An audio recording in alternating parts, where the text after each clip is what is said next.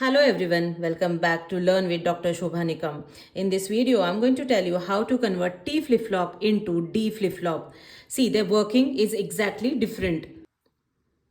In D flip-flop, output follows input. It means if input is 0, output becomes 0. If input is 1, output becomes 1. That's it. Whereas in case of T flip-flop, if T input is 1, then next state output is complement of present state output. It means output toggles or it is inverted version.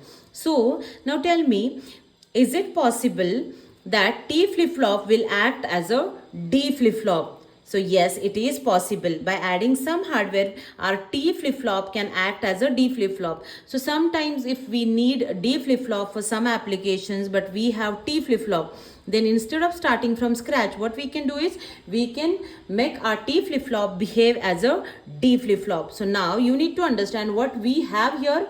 We have T flip-flop. So available flip-flop is T flip-flop, and I want my T flip-flop to behave as a D flip-flop.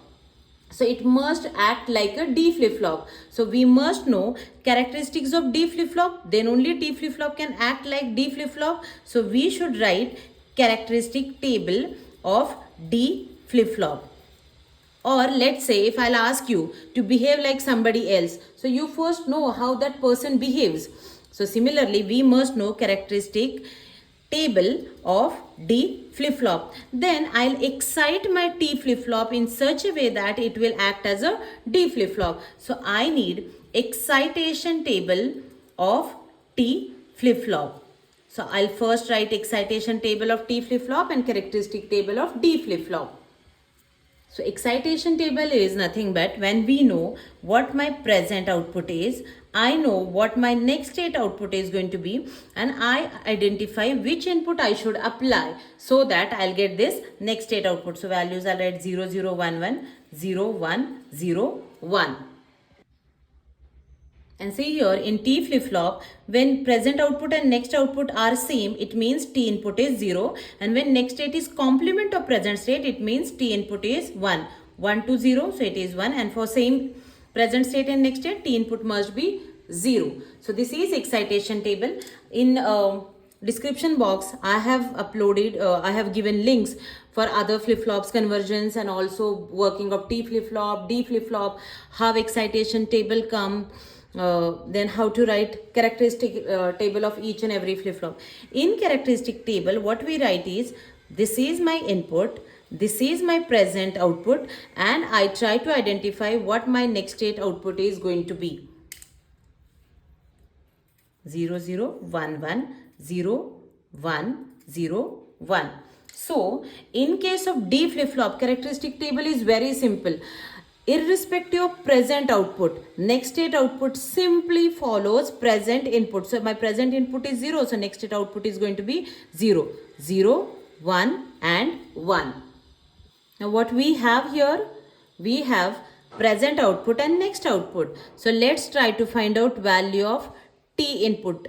What I should apply at T input so that it will act like this. So here we'll use excitation table. So see here Qn and Qn plus 1, they are 0, 0. So for 0, 0, T is 0. For 1, 0, it is 1. For 0, 1, for 0, 1, it is 1. And for 1, 1, T is 0. Now let's put this T in K-map and let's find out equation for T. We have two inputs D and Qn. So two inputs D and Qn 0, 1, 0, 1. And here you can see value of T is 0, 1, 1, 0, 0, 1, 1 and 0. So we don't have any adjacent one or overlapping one. So what we can do is we can make groups of single ones. And now let's write an equation for T flip-flop. T is equals to, see value of D is 0 here. For this one I am writing an equation. So D is 0 and Qn is 1. So if value is 0, it means we take bar of that variable. So I'll write D bar, Qn is 1, so I'll write Qn as it is. Plus for this one D is 1, so D and Qn is 0, it means Qn bar. If you look at this equation, this is A bar B plus A B bar, and this is nothing but equation of XOR gate. So I can write it as D XOR QN. Now see, our available flip-flop is T flip-flop. An equation for T flip-flop to act as a D flip-flop is D XOR QN. So I need one XOR gate. One input to that XOR gate is D, and another input to that XOR gate is QN.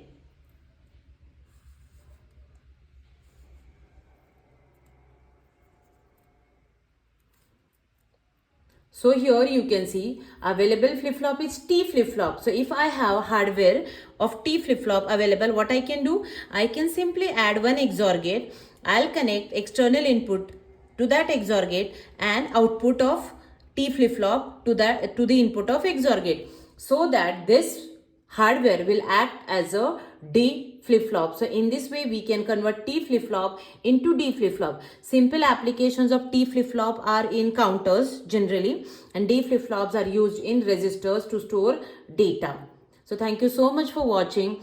In next video I'm going to tell you how to convert D flip-flop into T flip-flop. So don't forget to subscribe to my channel. Also share this video with your friends and like the video.